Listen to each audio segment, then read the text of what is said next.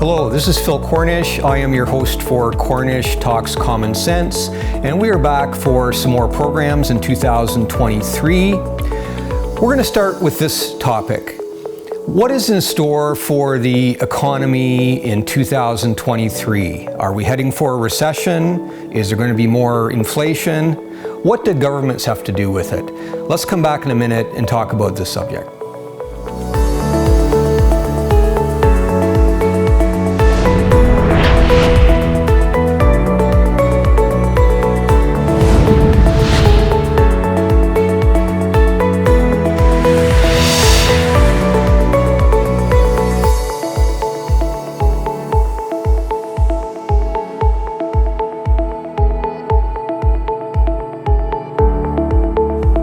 Welcome back. I told you just a moment ago that the topic I'm going to deal with today is the economy. That's been a concern for a lot of people coming out of the COVID-19 pandemic. It's a topic that is a concern for people financially, for their financial well-being, and so it's an important subject to consider. So I want to take a little bit of time today to talk about where we're heading and what, if anything, can we expect and what can we do about it. So the concern coming out of COVID-19 and the pandemic has been inflation. We've seen inflation grow to heights that we haven't seen for a lengthy period of time, really around the world. Right now in Canada, our rate of inflation has come down a little bit to around 5% at this moment. In the United States, it's still a little bit elevated from that. And in the United Kingdom, it's still over 10%. And there are other places in the world where it's even higher than that. So inflation obviously means more cost for us for gasoline in our vehicles, groceries, other living expenses, housing, and so on. And it has become a burden for people. We're hearing how individual debt has been increasing. People are putting more money on their credit cards, and mortgage costs are higher for people now. So why did this happen? Why did we get to a point where inflation has risen? Well, we need to understand, first of all, that inflation is a normal cyclical pattern that happens. We have not had inflation in North America now for some time, more than a couple of decades since we've really had some real inflation. The reason why inflation has been kept low really relates to government monetary policy that has been in place now since at least the mid 2000s and the last economic downturn, really probably 2008, 2009, because inflation has been artificially low because the bank rates have been artificially low. Historically, over time, the fluctuation of interest rates has extended into double digits. When I was growing up, interest rates were hovering between 10 and 15% in the 1970s. We haven't seen that kind of inflation since that time, and it's because there's been a directed monetary policy to keep interest rates low. Why? What is the benefit of that? Well, governments and the monetary policy makers in Canada, the Bank of Canada, and in the United States, the Federal Reserve, have wanted to keep business thriving and the economy growing. And the way they have seen fit to do that is to keep interest rates hovering just a little bit above zero so that people will be induced to borrow more, to spend more, and that has led to our economy being relatively flourishing in the last decade, certainly. But it was an artificial, engineered policy that created that. And it certainly was something that was not going to go on forever. And so a crux happened when the pandemic caused a shutdown of a lot of businesses, and the government threw money in benefit programs that caused the money supply to grow significantly. How did that happen? Well, there are some statistical studies that have shown that many people's income actually grew coming out of COVID rather than shrank, because government benefits were so generous that incomes actually increased for many. And so what then was the effect of these excessively generous government policies? Well, we've seen a few things happen, and let me talk to you about a few of those. So in Canada, we know the CERB program was the primary one. There were employer benefits, and then there were individual employee benefits, but the main program I'm going to talk about is the CERB program. And so what we found in Canada was that the CERB program cost taxpayers $211 billion that the government sent out to people in government benefits. Well, how did that go? Well, what we find out now that out of that $211 billion in benefits, a significant sum, in fact, turns out to have been taken fraudulently. Something in the range of $4 to $5 billion was overpaid to ineligible persons. And so considerable fraud occurred as a result of the CERB program because of the mismanagement of that program by the federal government and the lack of accountability. So that, in turn, has only grown the federal deficit and debt like it has not been before. And we touched a little bit on that issue of the debt and the deficits in recent years in an earlier program. But let me just take a minute just to recapture some of that. So in Canada now, the federal debt is hovering around $1 trillion, a little bit more than $1 trillion. The debt is rising. The interest on the debt is increasing at $6 million per hour.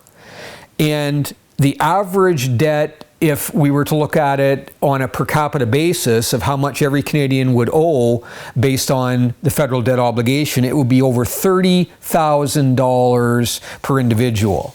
Now, this kind of debt, I'm going to suggest, is unsustainable, and especially if interest rates are increasing, the cost of that borrowing is going to be something that is going to become unmanageable, and it is going to cost taxpayers and Canadians severely due to what I would suggest is federal mismanagement. What else has happened with the federal government in particular in terms of the management of the economy as we're getting into 2023? Well, right now, as we're filming this program, the federal public servants have just gone in strike, and I understand something like 155,000 federal employees are on strike. And I want to talk a little bit about what the public sector has created in terms of government debt and the inability of the federal government to manage its affairs in a fiscally sound way. So I have some statistics with me that talk a little bit about what's happened with the public sector in recent years. So let me talk to you about a few of those points. So I have one article with me that says this. It says nearly 9 out of 10 Canadian jobs in 2020 and 2021 were in the public sector. So in other words, of all new jobs that have been created, 9 out of 10 of those are government jobs, not private jobs, government jobs. These are jobs that cannot be sustained by government.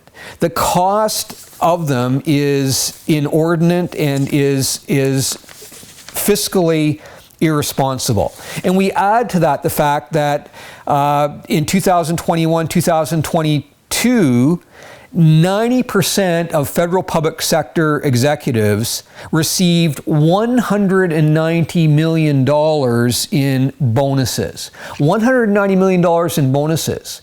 Based on what criteria? Based on what kind of good work supported these bonuses? This kind of crazy pay to the public sector is costing taxpayers. It is not something that is fiscally responsible. So what needs to happen is the public sector needs to be reduced dramatically. There are too many government employees. I have other statistical information with me today that says that the productivity of government has not increased. In other words, you've got a growth of public sector employees at hugely elevated numbers, but they're not creating any greater productivity in the work that they're doing for that money. And now we're finding that most of them, having been permitted to work remotely for a while, want to continue working from home, where their accountability and measure of productivity can't very accurately be assessed. These kinds of irresponsible employer policy by the federal government just cannot be supported. More generally, even beyond the federal government, I've got another article with me that talks about 1.3 million workers in Ontario are employed by the public sector. That's almost 19% of all employees working either for municipal, provincial, or federal governments. That is astonishing to understand that there are that many employees. And just not long ago, they published what they call the Sunshine Lists. In Ontario, they publish all provincial employees who are making more than $100,000. And actually, I should include also municipal and county level employees as well. And in the 2022 year, the last year and the last report we have of this data shows that over 266,900 people were making more than $100,000 a year. And that's up significantly from the prior year and has reached its highest level. People, by and large, do not understand the level of public sector employment that taxpayers have had thrust upon them by governments who are not acting in a responsible fashion. And there is no choice but to reduce those public sector workers. We are not going to be able to support that kind of payment. And indeed, it simply has become overextended beyond any reasonability. Let me talk about one further area of government spending beyond employee pay in the public sector. We also know that despite this growth in the public sector workers, that the federal government in particular has paid more than ever before to consultants. There have been recent articles in the paper. I have one of those with me today as well, just from earlier this year, that describes the contracts that the federal government has with McKinsey and Company, one of the larger consulting firms, and the amount that we pay to McKinsey for consulting is astonishing. This article says the following. It says, but the McKinsey contracts are a drop in the bucket compared to the Trudeau government's overall use of consultants, which has increased to an estimated $17.7 billion. And that's compared to $10 billion when the present federal government took over in 2015.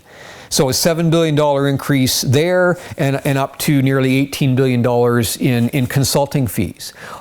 Why should this be necessary, that we have an increase in public sector employees and they apparently can't get all the information required to make decisions, so that we have to hire consultants beyond that for excessive amounts that are now nearing the $20 billion mark. These kind of expenditures could never be maintained by a private business. They would go bankrupt. And it's time that people, taxpayers, you and I, understand that this kind of debt load is perilous and something that simply cannot carry on. I want to just finish by talking about another area of government spending. We all know how the Trudeau government has introduced carbon tax. It's increased our gas prices, and there are other areas where cost has been unleashed on the public as well. And so this is in response to the specter of climate change. We've talked about that in prior programs that I've done, and I've suggested that climate change has been elevated to a secular religion and has carried on a weight that is far beyond what government is attributing to it. And we need to understand that the notion that man is capable of controlling all of nature and that we can simply spend money to fix nature and reduce the consumption of fossil fuels and reduce the carbon emissions, I'm going to suggest to you that is simply wrong-headed. And I have some articles as well today that talk about how that the government spending on climate change and carbon emissions is simply is not working. I have another article with me that talked about how that the diminishing of the carbon emissions has been negligible. For example, from 2020 to 2021, the carbon emissions changed by only 2.8%. In 2021, they were 691 million tons, and 2020, 672 million tons. So for all the money that's being thrown at climate change and carbon emissions, the benefit has been negligible. And I predict it will be going forward. It will be a sinkhole, a drain of government resources and money because of the hubris that federal governments have in believing that they can control the climate and make the kind of changes by the policies that they've implemented that will benefit the planet in a way that is meaningful. We've talked in prior programs about climate change, and I'm not going to get into that part of the debate today. I've suggested in the past it's been elevated to a greater height than what is appropriately warranted, and we need to just be careful about the amount of spending that's undertaken on that, especially when it effectively is doing almost no good. And the same as that is also the whole idea of money that's being spent to supposedly reduce landfill sites and reduce the amount of garbage and the consumption that occurs in our economy that leads to disposable goods. We're told that we're saving landfill space, and we're doing that by recycling. But then what you find out is that the reality is, as some documentary programs have told us recently, that a lot of our garbage that was supposed to be recycled is actually ending up in the Philippines and other foreign countries where it's literally been shipped in containers containers to foreign countries. That's what's happened to our recyclables. I mean, it is absolutely ridiculous, and we're being told and sold a bill of goods that recycling is actually working, when in fact all we're doing is moving it from one location to another. And even beyond that, the amount of damage that's being done to the oceans and so on has been remedied only minimally. So the work that's being undertaken by promised goals of fixing our climate and reducing garbage has been a bill of goods that we've been sold. And again, our governments are substantially responsible for creating these falsehoods. I'm going to summarize just by saying this. Look, we need to be vigilant about what happens with our governments. We need to exercise care and careful analysis and study and accountability of what is happening under the specter of these mandates for dealing with our economy more generally and other subsets of the economy with respect to climate change goals and recycling and other programs. We need to become aware and alert to these problems. It is only going to grow worse. We need to take meaningful steps to make changes. I hope this information has been helpful to you. Thanks for joining me today.